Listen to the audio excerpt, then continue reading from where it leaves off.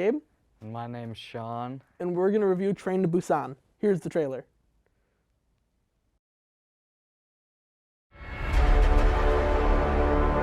부산으로 가는 KTX 406 열차가 곧 출발합니다. 저기요, 이상한 사람이 하나 타고 있는 것 같은데. 팀장님, 여기 11호차 응급 환자 발생했습니다. 뭐야?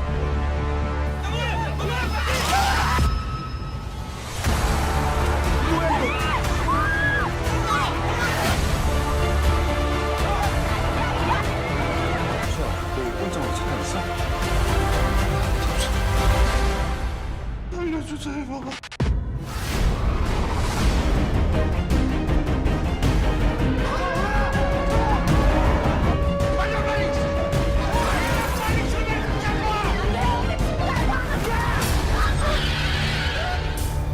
아직까지 남의 안에 열려 있다니까.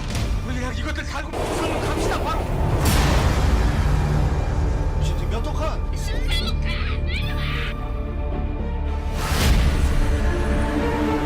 터널 끝나면 들어간다. 당신들 봐.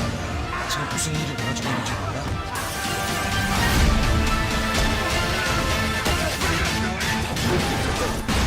우리 열차는 더 이상 부산으로 운행할 수가 없게 됐습니다.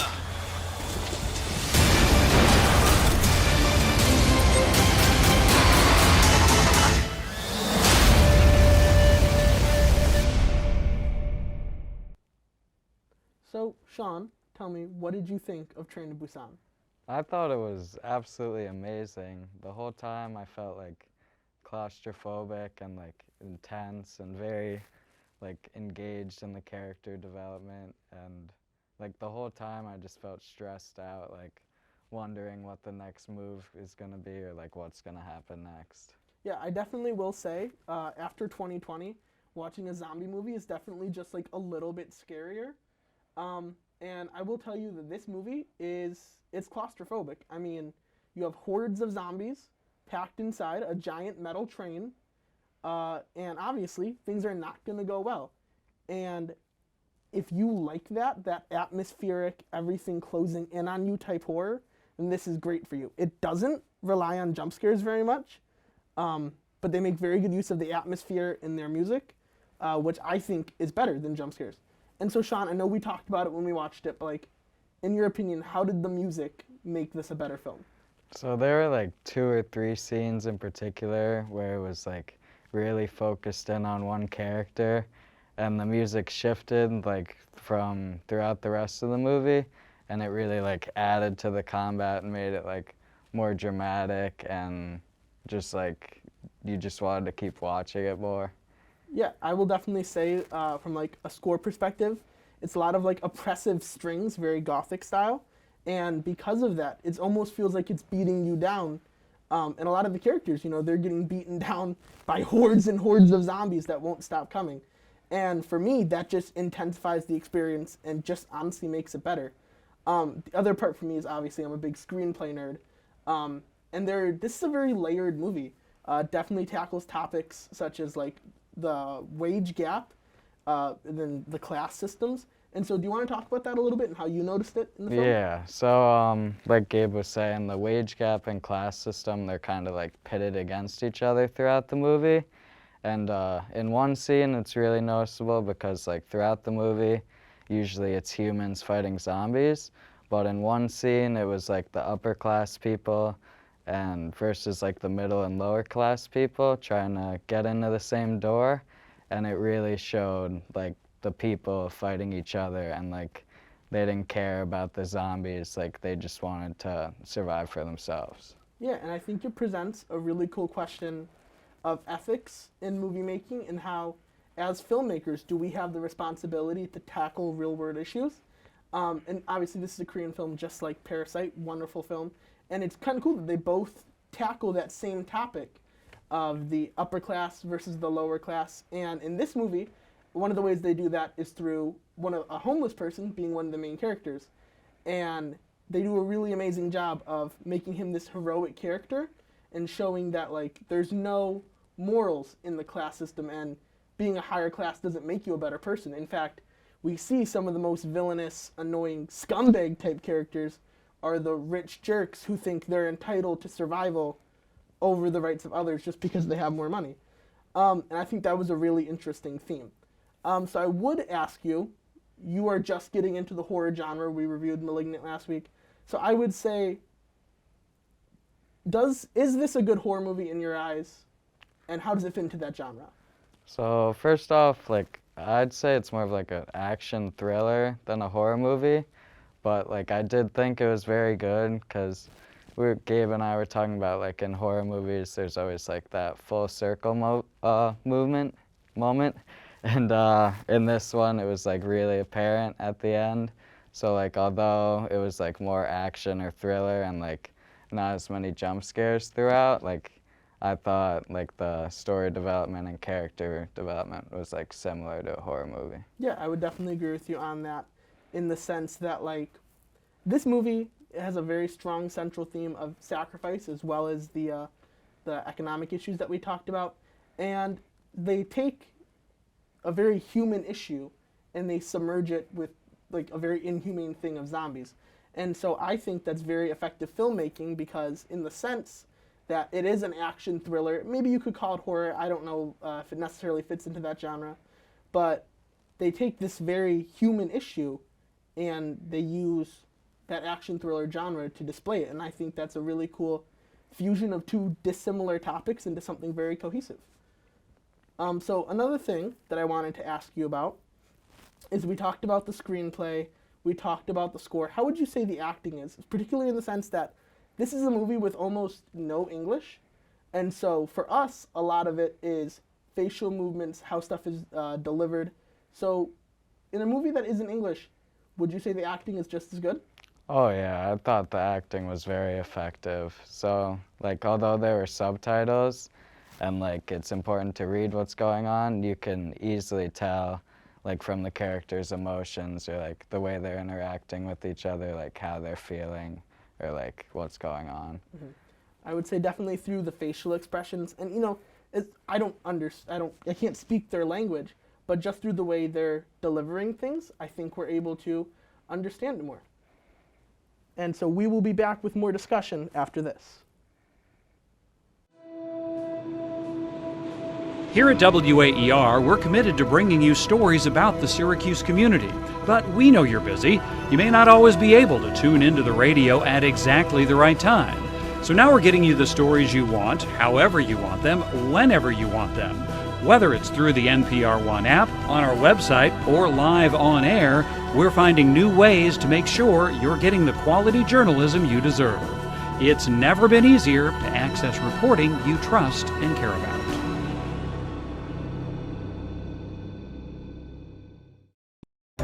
In the black of night, through blue sky thinking, we thrive in green spaces. Here, we know gray most definitely matters. Even in whiteout conditions, we make things clear and sometimes strike gold. We see the world as it could be. We see the world in color. And at Syracuse University, all we see is orange.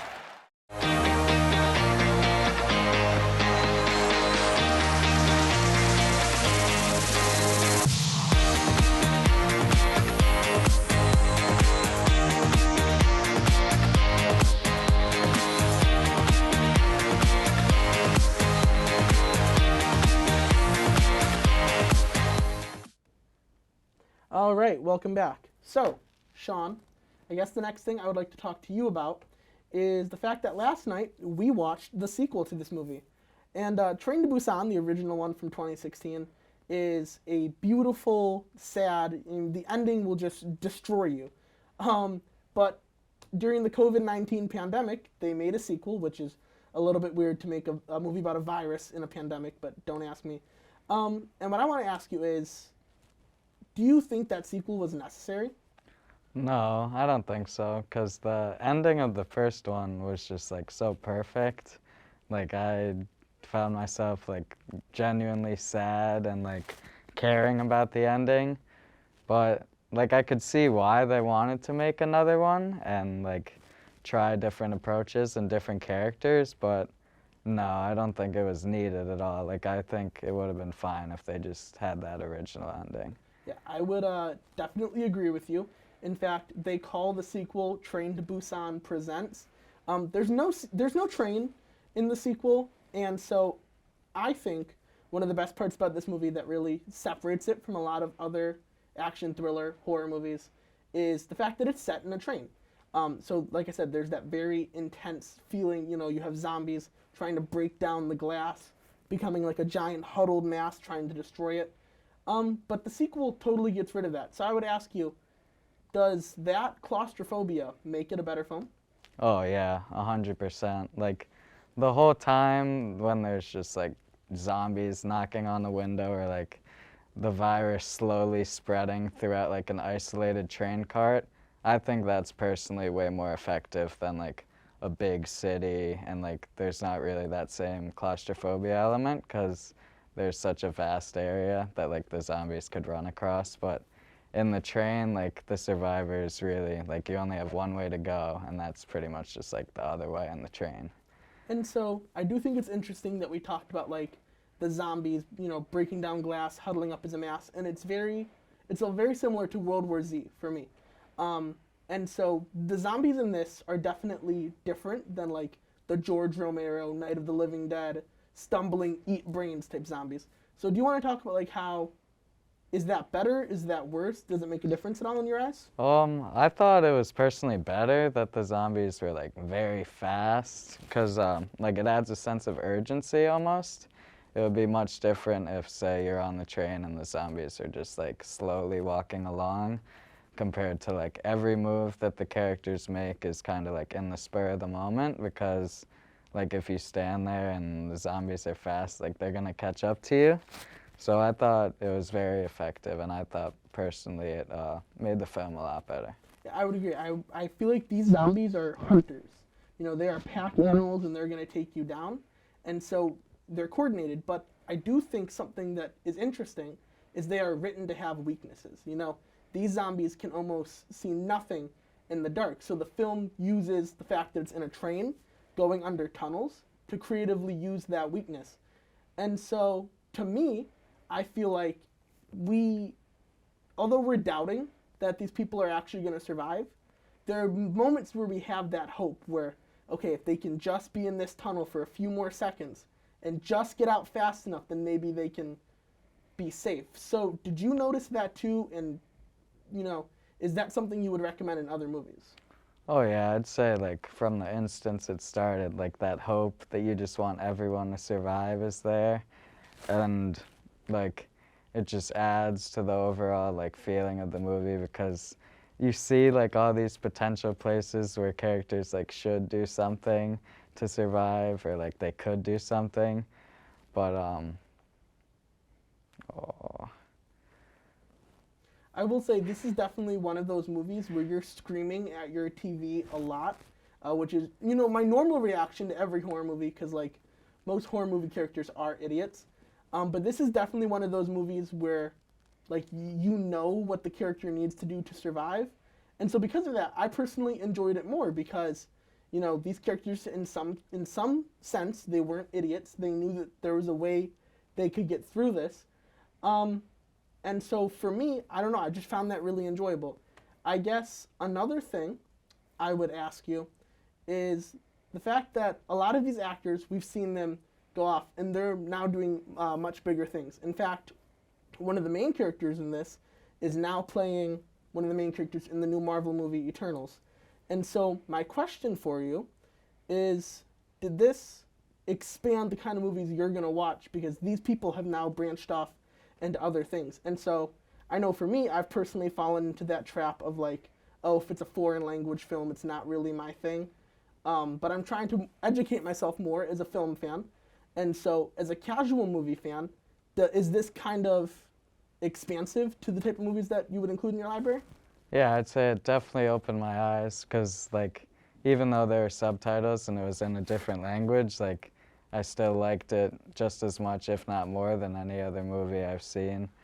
So like if someone's hesitant of watching it due to subtitles or different language, I would say just go for it, and you're definitely going to be pleasantly surprised. I would totally agree. So it's now that time where we give our final thoughts. So Sean, what would you rate this movie?